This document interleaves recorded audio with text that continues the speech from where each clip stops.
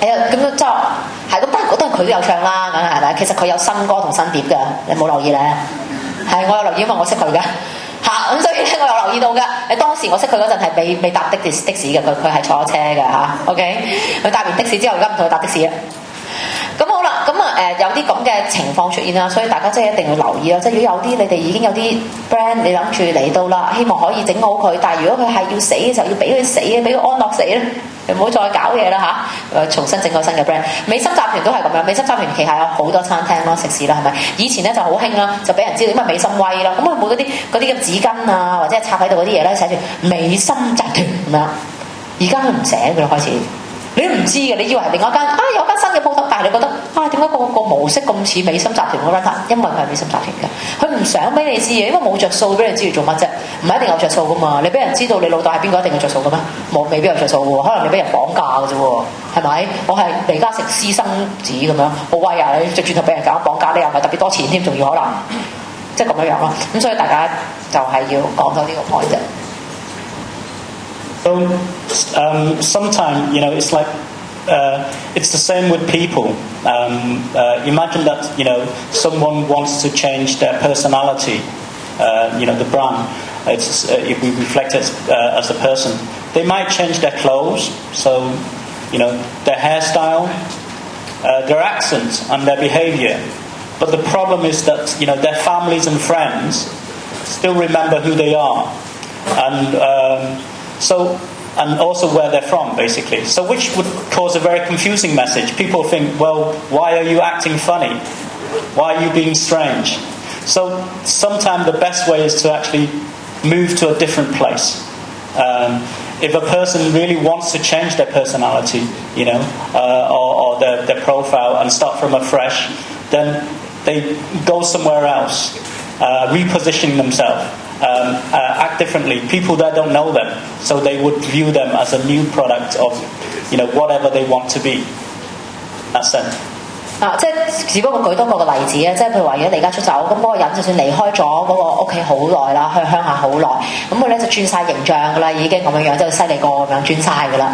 咁你唔識佢嘅人，咁就覺得佢有型咯；你識佢人覺得黐線嘅做乜嘢？而家你邋遢遢咁樣樣，係咪啊？你改變唔到個形象。呢個亦都係再講多次，就係話嗰個品牌即係已經入咗一個民心嘅時候咧，你好難再改變咗佢。唔係個個好似阿迪娜咁犀利㗎，由脫星變到一個人大代表，跟住咧就好端莊、好正經咁樣出嚟，變咗一個即係好成功嘅即係商人咁樣樣㗎。即係你而家阿葉子楣走出嚟做兒童節目主持人，你會驚㗎嘛？你依然諗起當年佢點樣將啲粽葉包住自己啊，做封面嗰啲，即係你改變唔到呢樣嘢㗎。就算更耐都好咧，啲人係記得，因為嗰樣嘢太深刻。咁所以咧就可能係 start 一個 new brand 嘅時候啦。如果你個 brand 已經死咗好耐嘅話。So Lucozade, I think they did a fantastic job of changing their sort of perception. Lucozade was what your mother bought you when you were ill. Generations have sort of grown up to identify the brand with illness and sort of like recovery, basically. It was a clear sort of position, but once it was well sort of established in that position, the growth was rather limited.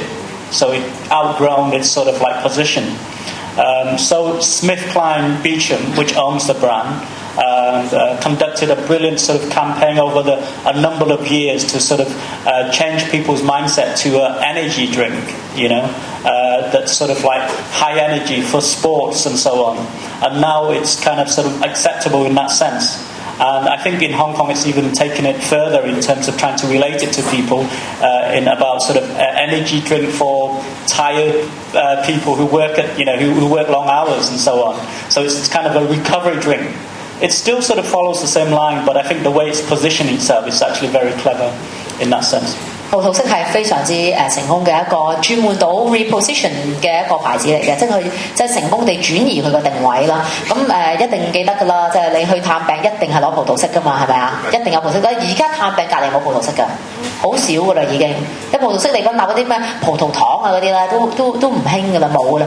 咁以前咧就葡萄式就係嗰啲病人飲㗎嘛，即係我呢排唔舒服。咁咁跟住咧，你屋企有支葡萄適噶嘛？葡萄適就唔係而家嘅葡萄適咁樣，而家葡萄適係能量產品啊！而家係個廣告係捱夜啊 ，OK， 即係話好眼瞓啊，我就飲，就唔係我病我飲咯。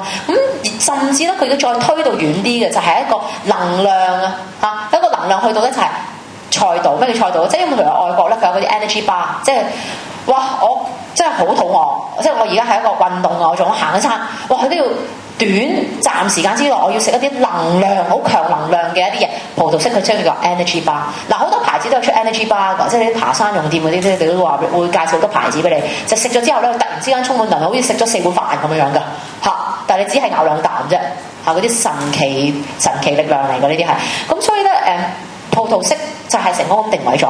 你諗下喎，係深入民心嘅喎。你呢個去探病去醫院，唔係淨係香港喎，係全世界同時探病都揸住一支喎。咁你知全世界好多病人㗎嘛，係嘛？佢揸一支。好似如果你沙士嗰條友佢發一大嘅啦，但沙士嗰陣已經唔興你係咪？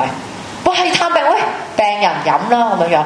咁呢個係一個重新定位。咁佢亦都好叻，咁佢揾咗啲好叻嘅廣告公司幫佢諗呢條策略，而又好成功咁推咗出嚟，轉晒成個 packaging 轉晒嚇，嗰個包裝唔係以前嗰啲大支咁樣㗎啦嘛，甚至嗰個形態咧係有流線型㗎，揸起手咧好鬼死運動 feel 㗎嚇嗰一支，咁所以變咗又輕便啦，用個膠樽啦，咁所以呢啲咧都係一個成功轉變咗嗰個 positioning 嘅一啲手法。So what the brand has done is basically the brand has managed to select sort of appropriate part of its sort of existing heritage brand personality and rewrapped it and continued that and repackaged and resold it in sort of like a more modern format that appeals to that's very contemporary and appeal to sort of today's sort of consumers. 佢唔係改晒所有嘢嘅葡萄適佢冇呢杯嘢定位咧，佢就無端端轉晒所有嘢，即係佢唔會由葡萄適變咗礦泉水㗎 ，OK？ 佢唔會無端端話樣嘢變咗維他命 C， 佢依然咧佢都攞翻佢最重要嘅嘢就係有能量咯 ，OK？ 你病人需要有能量咯，補充體力咯，咁但係我哋咧同時攰嘅人我要補充體力咯，我做運動嘅人要補充體力咯，所以喺翻嗰度嘅，不過佢轉咗嗰個感情，轉咗個包裝，然之後令到更加另外嗰個分類方法咧。擴大咗，你依然病人飲咧，佢都覺得唔會衰嘅，係咪啊？即係好似用雞精咁樣唔會衰嘅咁樣。So, I mean, but what sort of Lucozade did was very dramatic, and it worked. But but it can be sort of like a simple change as well. For instance, changing the mood of your brand. Not all repositioning has to be so sort of like extreme as Lucozade. Leaving home is a very sort of big thing. It's a very challenging thing. But so sometimes by simply just changing the mood and the perception of the brand, we can sort of create a different feeling of sort of emotional attachment towards your brand.